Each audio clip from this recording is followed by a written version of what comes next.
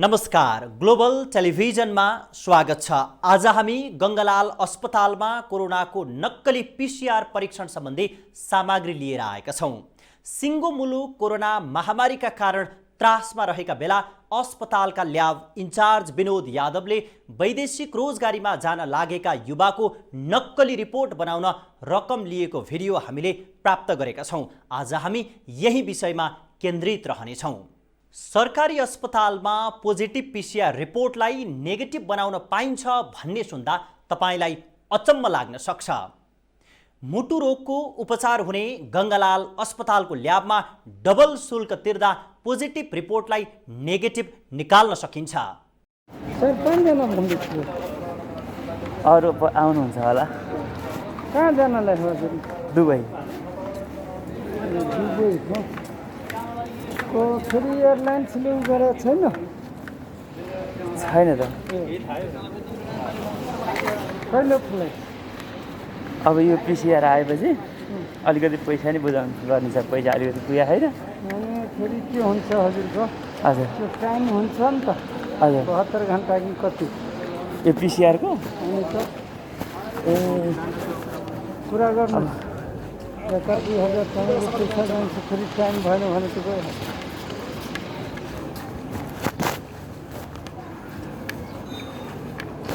तर पैसा बुझाएको भए त म आज तपाईँको लफडा छैन? छैन छैन छैन छैन छैन लफडा छैन सर। पहिला के हुन्छ अब 3 जना आएको भने यता पीसीआर गरायो, हजुर 4 दिन 5 दिन लगाइदियो भने त भएन नि।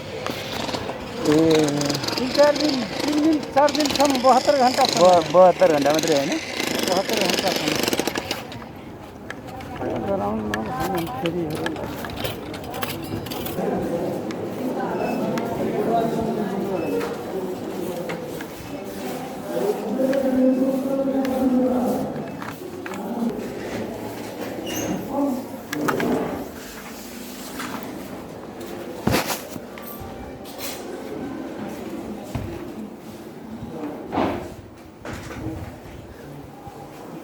सब पोजिटिभ आयो भने त बर्बाद हुन्छ त। के गर्ने?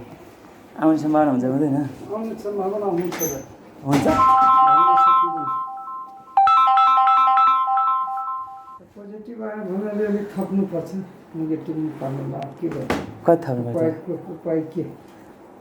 कति थप्नुपर्छ हजुर? अब पहिला जाँच गराउनु न। अब के आउँछ? नेगेटिभ आयो भने अहिले नै किन? पोजिटिभ आयो भने पहिला हल्ला नगर्नुहोस् है सर। पहिला काम कुरो मिलाउँ अनि इन्जेक्सन छ र? छैन सर छैन। पोजिटिभ आयो भने मेरो तपाईँ मात्रै कुरा हुन्छ। डर मात्रै हो सर मलाई। भयो भने थप्नुपर्छ। त्यो मसिनले के देखाउँछ? त्यस्तो धेरै त थप्दैन है सर। अलिअलि थप्नु होला नि।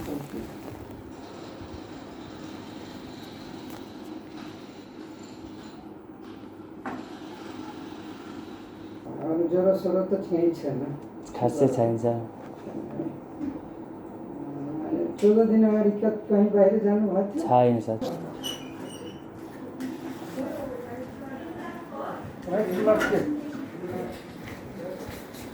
त्यस्तो अपरेसन भनेर यहाँबाट व्हाइट ब्लड लिएँ होइन। अब अपरेसन नगर्ने भन्नुभयो।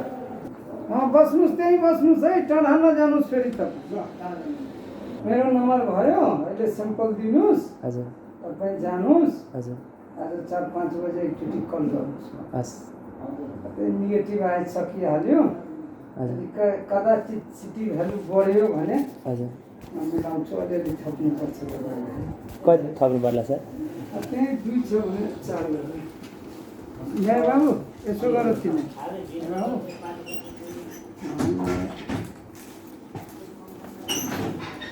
नमस्कार। के छ? आरामै छु, आरामै छु।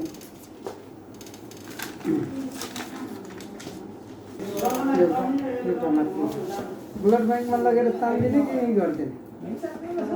एउटा तान्नु त अनि एउटा फर्म भरिसक्नु फर्म भरिसक्यो। के हो?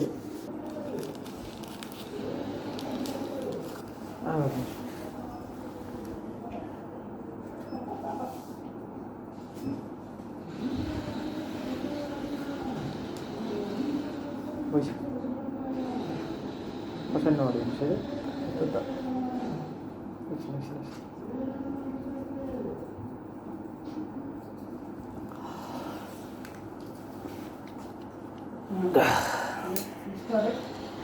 5 बजेतिर रिपोर्ट आउँदैछ। अब अहिले म फोन गर्छु नि मेरो त्यही खाँदैन हेर हस्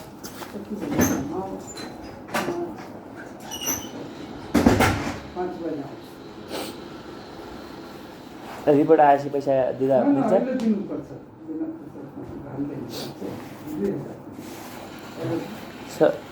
रिपोर्ट पोजिटिभ आयो भने अर्को 2 मात्रै थपेर म नेगेटिभ गरेर पठाउँछु। यो आएन भने त सकिने हाल्यो।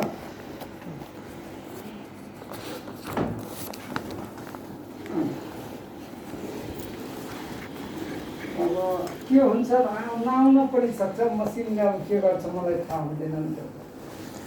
सर मिलाइदिनु न सर यतिमै मसँग खास पैसा छैन के सर। ठिकै हो अब हेर्नु न त्यतिकै आइहाल्यो भने किन तपाईँ अगाडि दिइराख्नु पर्यो। ए ल हुन्छ सर है हुन्छ सर र जसरी भने एक थप दिनु होला नि। ल 1000 यदि गडबडै आयो भने भयो नि। हस् सर हस् तपाईँ धेरै प्रब्लम देखाउनु हो त्यही भएर उ गर्थेँ है सर। हस् अहिले हुन्छ निस्क्यो। हजुर जानुहोस् सर हस् ल लाग्यो है सर।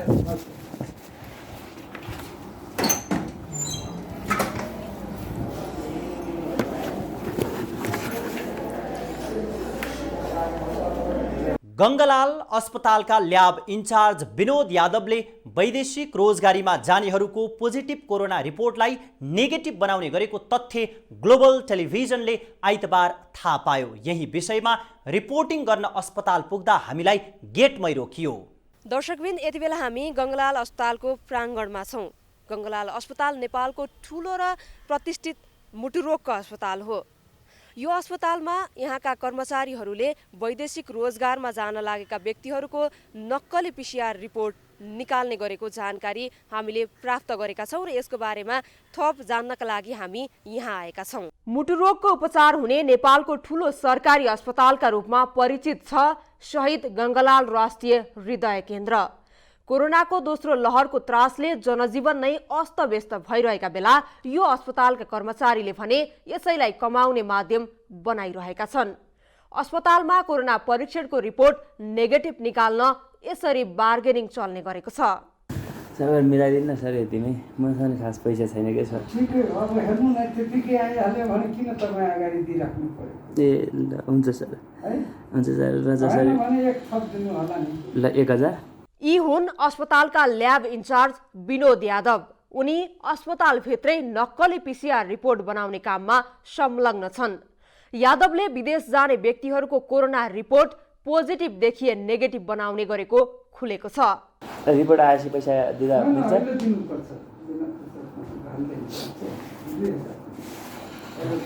सर रिपोर्ट पोजिटिभ आयो भने अर्को 2 मात्रै थपेर म नेगेटिभ गरेर पठाउँछु।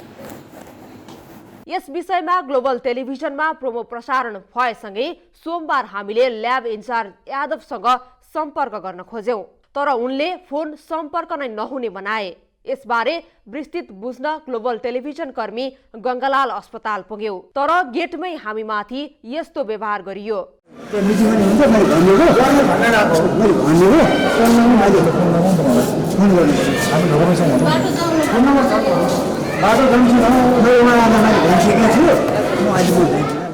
यसपछि हामीले अस्पतालका निर्देशक डाक्टर चन्द्रमणि अधिकारीसँग सम्पर्क गर्यौं।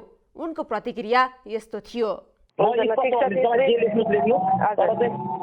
पनि एउटा जिम्मेवार मान्छे हो, म एउटा पोस्टमा भएको जिम्मेवार मान्छे। मेरो अगाडि पत्रकार हुन्छ, पत्रकार सर हुन्छ, उहाँकै अगाडि मैले कुरा गरिरहेको छु होइन। उहाँ पनि नेसनल लेभलको पत्रकार हुन्छ, उहाँकै अगाडि मैले भनिरहेको छु मैले नबोल्न भन्न पाउँछु र म तपाईँलाई के भन्छु भने बोल्दिन भन्न पाउनुहुन्छ, त्यसमा केही भन्ने कि छैन नि। हामीले तपाईँ त्यो एउटा पोस्टमा बसिसकेका मान्छे, तपाईँ एथेन्टिक पर्सन हो नि त। तपाईँले त इन्फर्मेसन के भइरहेछ भन्ने कुरा त हामीलाई जानकारी दिनुपर्छ नि त। अन्य अस्पतालमा कोरोना परीक्षण गर्दा सावधानी अपनाइन्छ। शंका लागेका वा परीक्षण गर्न चाहने व्यक्तिको स्वाब सुरक्षित तरिकाले संकलन गरिन्छ। तर यो अस्पतालमा भने सतर्कता बिना नै स्वाब संकलन गरिने रहेछ।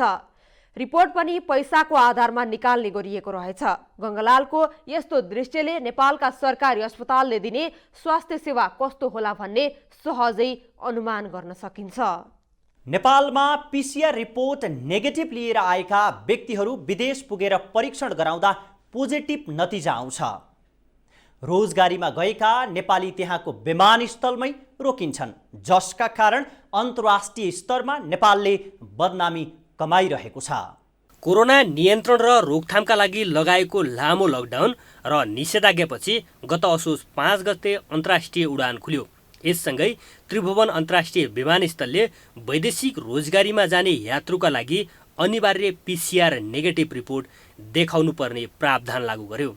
त्यसयता पीसीआरका नाममा अवैध व्यापार बढेको भन्दै विरोध पनि भएको थियो।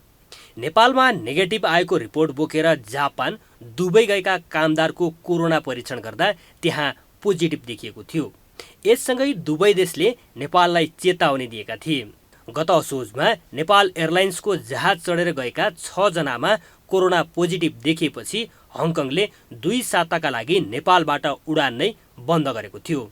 यसले अन्तर्राष्ट्रिय स्तरमा नेपाल र नेपालीको छविमाथि नै प्रश्न उठ्यो। यसको दूरगामी असर अकल्पनीय रहेको छ। स्टार अस्पतालले कोरोना पोजिटिभ रिपोर्टलाई नेगेटिभ बनाएर पीसीआरमा व्यापार गरेको भन्दै स्वास्थ्य मन्त्रालयले छानबिन समेत गरेको थियो। त्यसपछि संस्कृति, पर्यटन तथा नागरिक उड्डयन मन्त्रालयले सरकारी अस्पतालको रिपोर्टलाई मात्रै मान्यता दिने बताएको थियो। त्यसयता कोरोना पोजिटिभको सङ्ख्या घटेपछि रिपोर्टको नाममा हुने ठगी पनि न्यून भएको थियो। तर अहिले कोरोनाको दोस्रो लहर सुरु भएसँगै निजी अस्पताल मात्र होइन, सरकारी अस्पताल पनि बढी पैसा लिएर रिपोर्ट नेगेटिभ बनाइरहेका छन्। विमानस्थलले अनिवार्य पीसीआर रिपोर्ट लागू गरे यता हालसम्म 1,14,224 जना रोजगारीका लागि विदेश गएका छन्। यो सङ्ख्या हेर्दा वैदेशिक रोजगारीमा जानेहरूले 22 करोडभन्दा बढी रुपियाँ पीसीआर रिपोर्टमै खर्च गरेका छन्। देशमा हातमुख जोड्न धौधौ भएपछि वैदेशिक रोजगारीमा जानेहरूमाथि कोरोना सङ्क्रमणको मार त परेकै छ नै, त्यसमाथि अस्पतालले कृत्य गरी पोजिटिभ रिपोर्टलाई नेगेटिभ बनाइदिने गरेपछि रोजगारीको गन्तव्य मुलुक पुगेर खेप्नुपर्ने शास्तिको कथा बेग्लै छ। पीसीआर रिपोर्टमा कृत्य गर्ने गङ्गालाल अस्पतालका ल्याब इन्चार्ज विनोद यादवलाई अब के कारबाही हुन्छ त?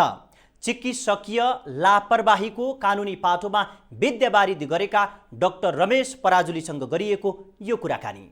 हस्पिटलको डाक्टरले नै कोभिड पोजिटिभ भइसकेको बिरामी हैन लाई चाहिँ अब नेगेटिभ 2000 रुपियाँ लिएर जुन दिने खालको व्यवस्था छ भनेर जुन सरले भन्नुभयो, यदि त्यो हो भने चाहिँ त्यो इलिगल एक्टिभिटी हो, त्यो क्राइमको रूपमा चाहिँ त्यसलाई हेर्छ, अपराधको रूपमा चाहिँ हाम्रो नेपालको कानुनले त्यसलाई हेरेको पाइन्छ। त्यो अपराध हो, त्यो मेडिकल क्राइम्स अन्तर्गत पर्छ। जस्तै क्राइम पनि कमर्सियल क्राइम हैन, fiscal crime, banking crimes, political crimes, environment crimes भने जस्तो यो मेडिकल क्राइम्स अन्तर्गत पर्छ। यसमा हामीसँग के कानुन छ भन्ने कुरा हामीले हेर्दाखेरि चाहिँ संक्रामक रोग ऐन भन्ने छ हामीसँग 2020 को, तर त्यो आफैमा पर्याप्त छैन। स्पेसिफिक ल चाहिँ त्यो हो। त्यो नभएको हुनाले हामीले मुलुकी अपराध संहिता 2074 अन्तर्गत त्यसको दफा 90 ले के भन्छ भन्दाखेरि झुटा प्रमाणपत्र बनाउन र दिन नहुने भन्छ। सो यसमा चाहिँ डाक्टर आफै इन्भल्भ भएर झुटा प्रमाणपत्र दिएको यो अवस्था देखिएको हुनाले गर्दाखेरि अघिसम्म कोभिड पोजिटिभ देखिएको बिरामीलाई तपाईँ 2000 रुपियाँ मलाई दिनुस्, म तपाईँको नेगेटिभ रिपोर्ट दिन्छु अनि वैदेशिक रोजगारीमा जानुस् अथवा त्यो प्रयोग गर्नुस् भनेर दिन्छ भने डाक्टरको आचार संहिता, उसको एउटा जुन कोड अफ इथिक्स हुन्छ नेपाल मेडिकल काउन्सिलले जारी गरेको, त्यसको विपरीतको कार्य मात्रै नभएर यो कानुन विपरीतको पनि कार्य हुन जान्छ। अर्को कसुरमा लगियो भने त्यसमा झन् अझ यसमा भन्दा बढी सजायको व्यवस्था गरिएको छ। जस्तै सोही ऐनको मुलुकी अपराध संहिताको दफा 104 मा फेरि के व्यवस्था छ भने संक्रामक रोग फैलाउन नहुने र फैलाउन सक्ने कुनै कार्य गर्नु हुँदैन भनिएको छ।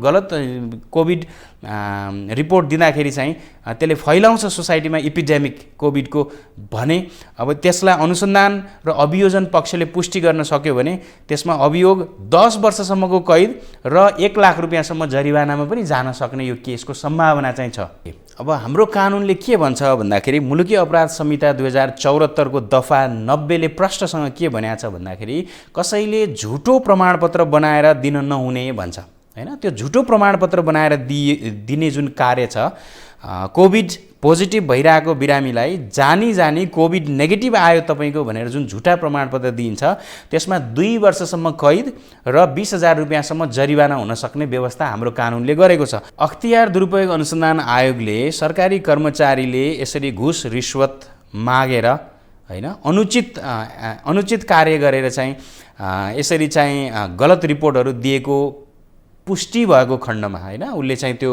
प्रमाणहरू जुटायो र भोलि अदालतले पनि त्यो पुष्टि गरेको खण्डमा चाहिँ यो त भ्रष्टाचार अन्तर्गत जान्छ। भ्रष्टाचार अन्तर्गत कसुरदार ठहरिएपछि त जागिर जान सक्छ। शपथमा के लेखिएको छ भन्दाखेरि right to life of my patient shall be my primary consideration, अर्थात् मेरो बिरामीको ज्यान मेरो लागि पहिलो प्रायोरिटी हुन्छ, मेरो खल्ती भर्ने मेरो प्रायोरिटी हुँदैन।